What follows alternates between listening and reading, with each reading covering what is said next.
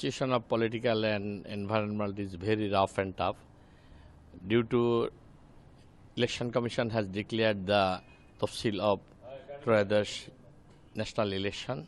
In these circumstances, there have some critical situation we have to face for restored democratic process in Bangladesh throughout the voting power of the citizens of Bangladesh. It is very much challenging for this government, interim government, Antarbhartikalin Sarkar, and the Election Commission. Also the big challenge for the political parties. The law and order situation is very challenging. What we are seeing that one of the political leaders, Mr. Hadi, has shot yesterday. So how do you look at the challenging law and order situation?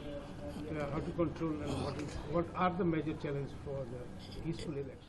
Thank you. It is very much rising question for the situation of political situation of Bangladesh. First of all, very much important side is here attending this, the security of the people and stability and national security of the country. Every people, every citizen have to secure for their vote, testing their vote, and the situation of this is very much challenging for this government and Election Commission. We have trying to destroying democratic process throughout voting power in Bangladesh. It's very challenging for both political party and interim government and also the Election Commission.